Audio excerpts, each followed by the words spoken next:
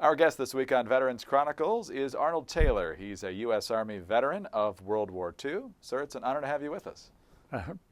Great to be here. Great to be anywhere. Let's start at the very beginning. Where were you born and raised? Providence, Rhode Island. Okay, and you received a draft notice on your 18th birthday, correct? Yea, verily. What was that like? Well, I knew it was coming, and hey, just do it. And I kind of had some feelings about leaving my family and my mother, and my father had passed away, and so I kind of felt a responsibility.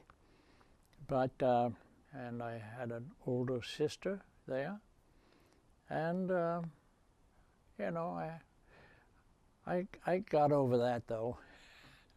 I had some kind of anticipation of what this meant. Now, initially, you wanted to be an aviator, correct? Oh, yay. Yes, I did. I wanted to fly. Had you done any of that before? No. I just could imagine what it'd be like to be, you know, flying and just seeing what the world looked like from up there. So you had never been in a plane at all? No. Fascinating. So once you were drafted, did you have the opportunity to choose where you could go, or was it simply you're going here? They asked what I would like, and of course I said Air Force, and I have a color quirk in my color perception, and so they wouldn't let me in the Air Force. But I wanted to jump into the fight, Jay. And when I went to tell them that, the paratroopers looked at me and laughed. I weighed 120 pounds. If I jumped out of the airplane, the westward winds would carry me right to Berlin before anybody got there. And so they put me in the military police. They didn't ask me, they did it. And that was the 704th Military Police Battalion in Augusta, Maine, in the winter of '43. Most of the other soldiers were older, married, had families at home. There were only a few young bucks, I was going to say like me, but at 120 pounds, I wasn't much. I had to laugh. If I were to be a military policeman, I had to laugh at the prospect that I'd come up across some 6-foot Marine who was drunk and say, "You're going into the Huskow, say, and I'm running you in." No way. What was basic like? At 18 years old, it was horrendous, yes, but I mean, I did it.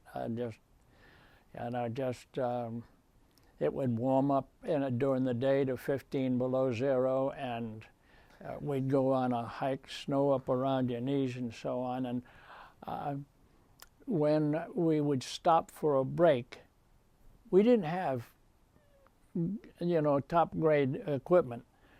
We had leather shoes. Our feet would perspire even in that, you know, cold. But when we stopped, the perspiration along the edges of our shoes would freeze. So we had to keep moving.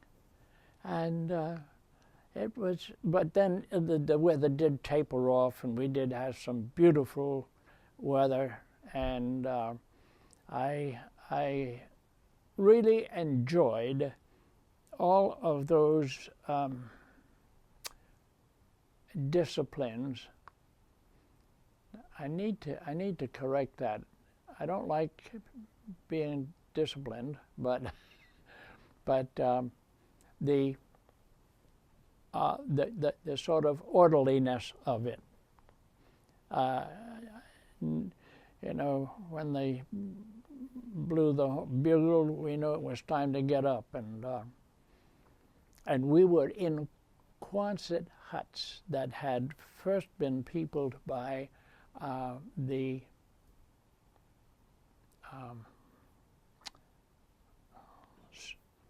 not civilian, anyway, an outfit, and it was right up on a hill just adjacent to the Augusta airport.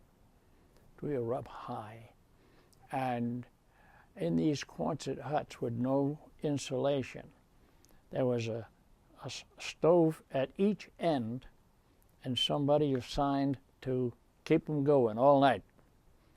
When the weather tapered off, you know, that duty tapered off and so on. But you tell an interesting story in your written biography, autobiography, of the parade ground being freshly snowed upon.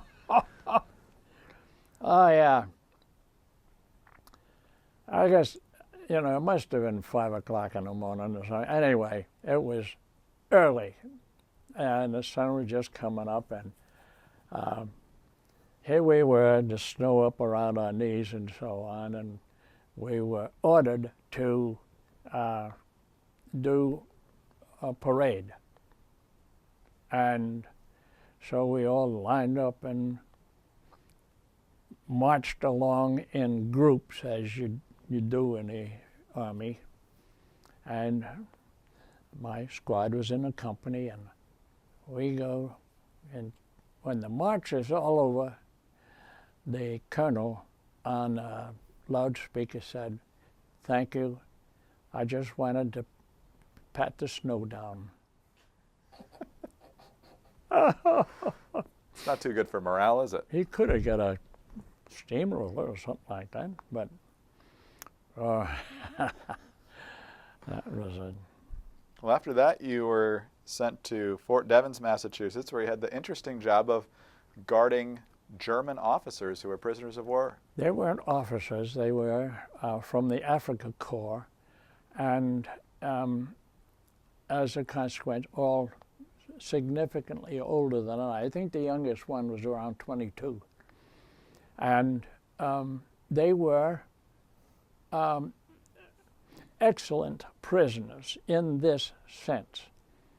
They worked hard, they did their job, they did it well. It was in the officers' mess for ulcered patients officers. So all the food had to be carefully prepared, and one of the chefs had been a chef on the German-American lines. And you know, they were great guys. They were no trouble. They knew that no matter who won, they were going home. So they behaved themselves. They had a place to eat, a place to sleep. You know, what more could they ask for except to be home? Now, after that, you had to watch a different bunch of German prisoners. Oh, yeah. When I was assigned to Camp Edwards on Cape Cod in Massachusetts, the prisoners there were Hitler Youth, right off the Normandy beachhead. And they were arrogant persons of unknown parentage. And I had to watch them very carefully. And give you an example of, you know, what esteem they had for themselves. There's one young fella came up to me with a Coca-Cola bottle cap, and he held it between his two fingers and squashed it up, say. And he pointed it toward my face and said, "Ich bin ein Superman." Give me a break. I spent some years on a farm in Moosup Valley, Rhode Island, and when I'd go down to the gas station, there'd be young fellows there who, you know, were drinking Coca-Cola, and after they took the cap off, they just snapped it up and threw it in the trash. No big deal. I couldn't do it, but they were milking cows, you know, they had strong fingers. So, you know, this guy did not impress me, this German soldier. I told him, Arbeit, go to work. And he was a little disgruntled, but off he went. I noticed that there was this crew that was working on some sludge down in a kind of a valley, and I was up kind of on the edge of the woods watching them. And they seemed to me to be kind of furtive, talking with each other and looking. You know, I just had the sense that one of them came up to me and he said, I don't know, this is German, but it's similar to English. He said, Ich möchte den Scheiße. He had to take a poop. And he pointed up in the wood beyond me. And I said to myself, this person wants to escape. I said, Du möchtest den Scheiße schützen? Here. And I pointed to a clump of bushes. And oh no, he acted as if, you know, he was too modest to do that. That sucker was looking for a place, you know, a way to get away. And anyway, he went back to the crew, and I still, you know, looking up and talking with each other, and I saw a crow up in a tree. See, I'm an expert rifleman. I saw that crow, took aim, pulled the trigger, and down it came. You know, I didn't have any more trouble from those German prisoners. Effective teaching technique, Yeah, Mr. Taylor. really. We're going to take a quick break. We'll be right back with World War II U.S. Army veteran Arnold Taylor on Veterans Chronicles. I'm Greg Columbus. You're listening to Veterans Chronicles on the Radio America Network. Honored to be joined in studio today by Arnold Taylor, World War II veteran of the U.S. Army for the United States, obviously. We've been talking about his roles in MP in the U.S. Army, both for cooperative prisoners and less than cooperative prisoners. And, sir, after that, you were transferred yet again, initially for preparation to the Pacific, correct? Yes.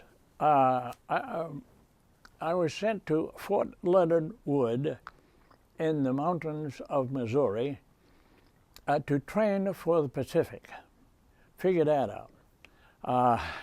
It was cold, and so cold that one of the officers who was giving us a lesson on how they control the Anopheles mosquitoes by putting oil on the water, had to cut a hole in the ice in this pond and then pour the oil on it. Get me out of here! Send me to the Pacific so I can get warm. Anyway, that I had those that infantry training experience there, and then apparently the upper echelon wanted to finish the war in Europe first. And so they sent me to Camp Housey, Texas, right up in the northern panhandle, and I trained there for the infantry. And it was rigorous. There were 6 of us former MPs who were there, and laughingly, we would get up before breakfast and go over the obstacle course. I mean, we were tough. Come time to have breakfast, we'd go in ahead of the other guys, commandeer a table for 10, and there were 8 of us at that point. We'd pass the food around to each other. Anybody else who sat there got shortchanged. They'd have to have the orderly bring more food. But anyway,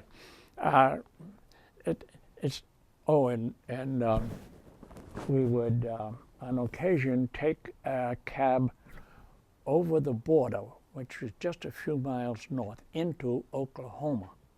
And there were big signs just as soon as you get over the border, last chance to get a beer before Fort Worth or something like that. So we'd go up there and drink beer and eat pickled eggs to see who would be the most offensive in ranks the next day.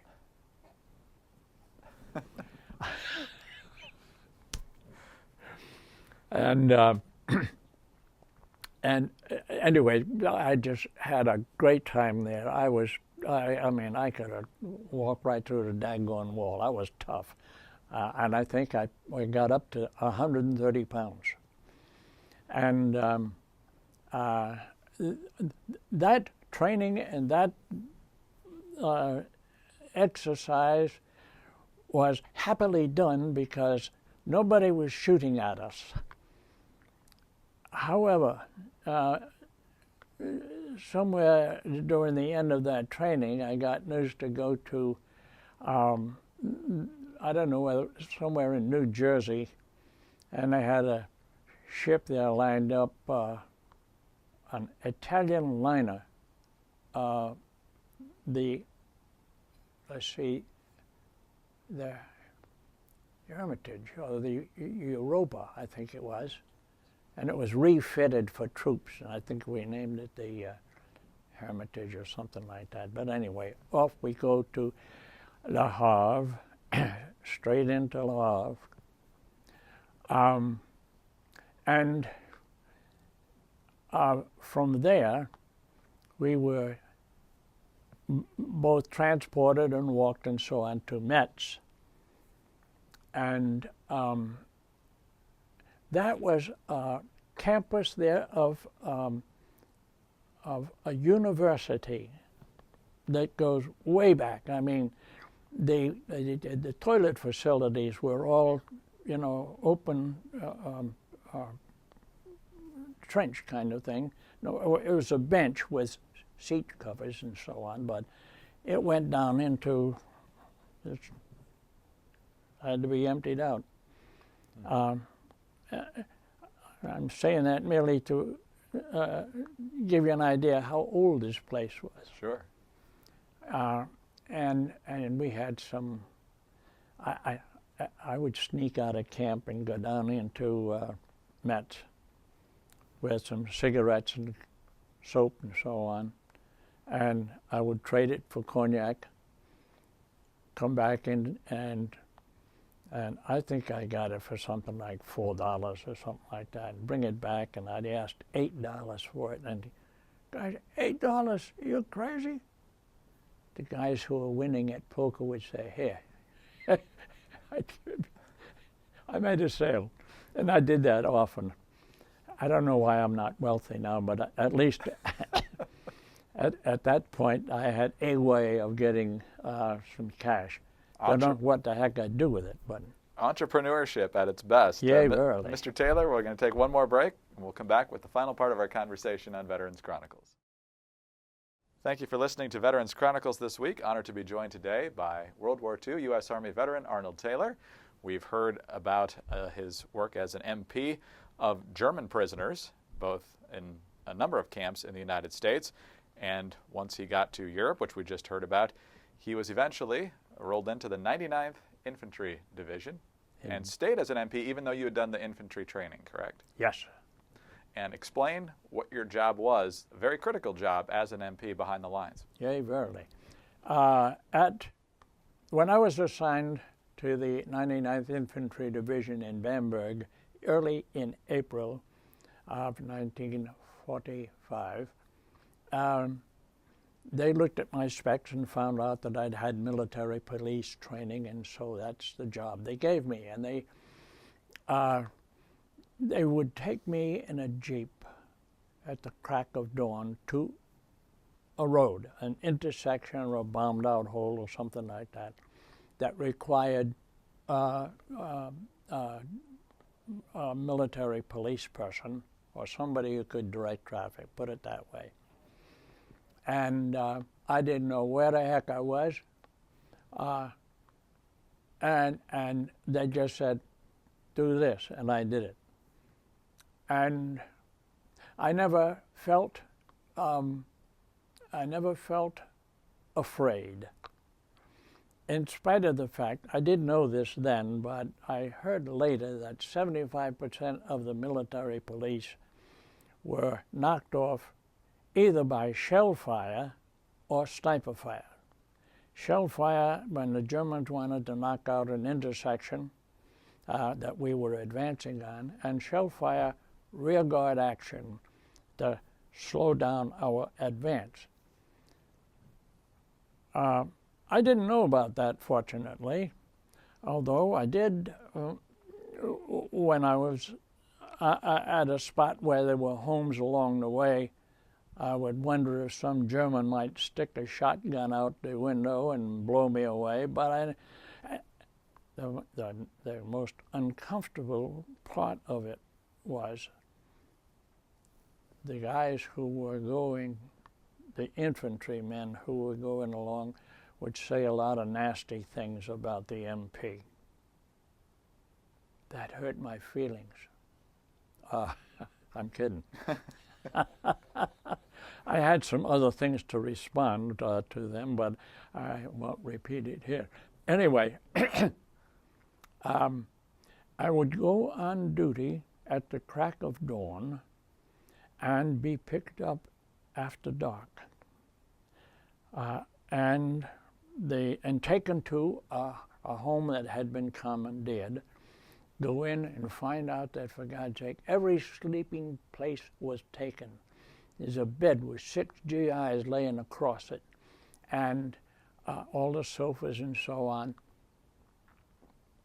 When I was on the farm, I used to carry in wood for the stoves. And I saw a wood box there in this German house. And so I piled the wood, the sticks of wood, so that it went like that. I had a Barker lounger. And I laid down, and buddy, let me tell you, I conked out. I was so stinking tired. Every night I slept well. On May the 1st, we were on the verge of going into Landshut in Bavaria.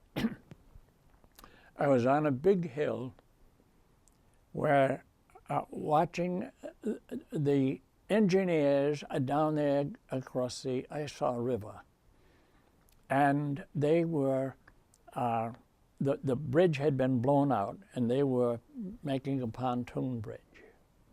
Up on this long grassy area in the woods beyond it, you could see puffs of smoke where the Germans were sending in shells.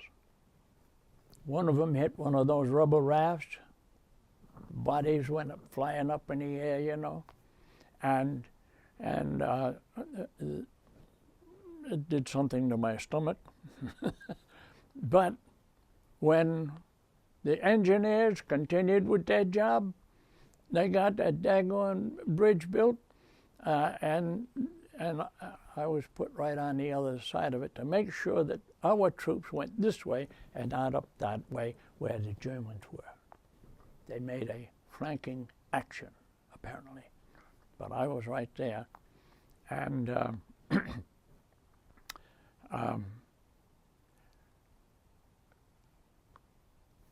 there was a truck, a genuine Army truck that came up from this side.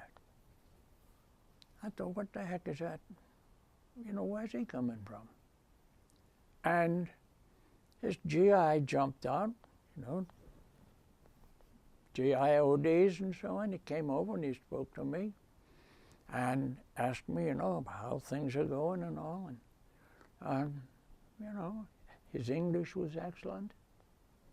I didn't have any suspicion that he would be a German. He asked me if I'd had any Benedictine.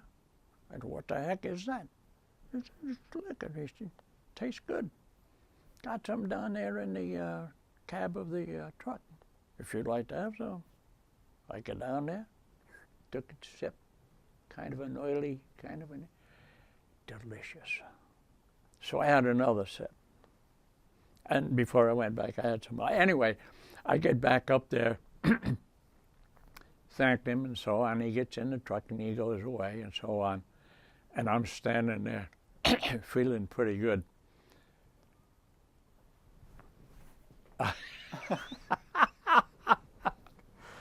Oh God, that was hilarious. But in retrospect, I bet $1 that was a German. And that's okay because he was able to see how we were making significant advance. And his troops were up there. And as it turns out, just below Landshut was a town called Vilsbiburg, where I think our 99th Infantry Division stopped. The war was over May 8th. And when the officers said, you know, the war was over, you know, I don't remember what my reactions were. I still had duties to do, and some of them were dangerous. There was a barn up there just a short distance from the house in which we were staying. The kids up there were playing with potato mashers, you know, the German grenades with a handle on it, and it blew up, and you know, we took a jeep and took them off to the hospital and all that. In that house, we were supposed to enforce non-fraternization and all this kind of stuff. At the back door comes the Frau, the woman who peopled the house, asked if she could make breakfast for us.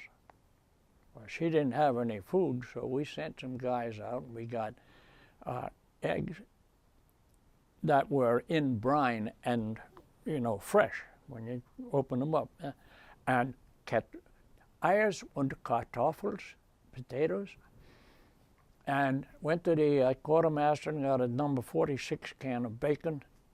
This lady fixed a hot breakfast for me, the first I'd had in 3 weeks.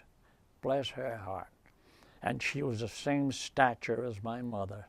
I just fell in love with that woman. And she said to me, and I don't know if this was in self-defense, but she asked if she could wash my uniform. I hadn't taken it off for 3 weeks. And anyway, I don't know if she did it for anybody else, but all I know is she did it for me. And about the time we were to move from there and go to occupation duty, where I didn't know at that point, but as I was leaving, before we left, some of the other guys who had run across a bank with all of the money, you know, blown up bank, had money all over the place, and they got a whole bunch of cash, and they gave it to her. And she's counting off the bills. Das ist gut, das ist nicht gut. She had a bunch of German good money about this deep. When I was leaving that house, she took me by the arm and brought me over to the wall, living room wall, and she pointed to the picture of a young German soldier. And she said, Das Krieg ist fertig, aber mein Kind ist nicht mehr kommen. The war is over, but my son is not coming home. And we stood there and hugged and wept, and it still catches me. Isn't war stupid? Isn't there an other way? Anyhow, I left there and went in occupation in Kitzingen and had a ball. We were in Flak Kaserne, a German anti-aircraft installation, and it was on the top of a hill and all grapevines down and the river Main down at the bottom. And when we got there, a bunch of us would go down there swimming. Didn't have any swimming suits and didn't think the Germans would, you know, I thought they were blasé, but the old ladies would snicker. Colonel found out about it, and well, it was the general. And he had some of our soldiers requisition some bathing suits at local German stores. And so we went swimming in the river Main, which had rapid current, just 10 miles an hour. You jump in and you'd be carried down and walk back. And there was a real interesting Fraulein that that used to swim with us. I didn't know that there was any hanky-panky that went on, but she was just such a pleasant woman. And a couple other gals and all, but that was an interesting experience. Now, when you talk about your occupation duty, this time you were guarding Americans. Yay! When you had major incentive to do your job well. If one of our prisoners escaped, I'd have to serve their term. Wow. And I'd be damned if I was going to let anybody go. I was all cocked up, and I was proud of my expert rifle, because I'd hit that sucker. I had no compassion. In the cell blocks, they were all happy-go-lucky guys, and so on. One fella who was in there for rape, he was pleasant as he could be. But out on the job, I mean, I was nervous.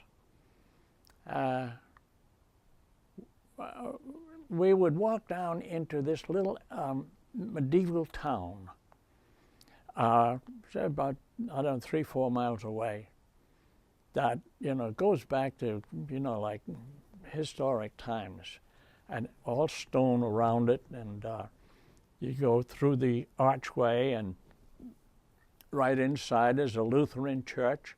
You go up the cobblestone road, and up on the hill is a Roman Catholic church. And right across from the Lutheran church was a brauhaus, beer joint.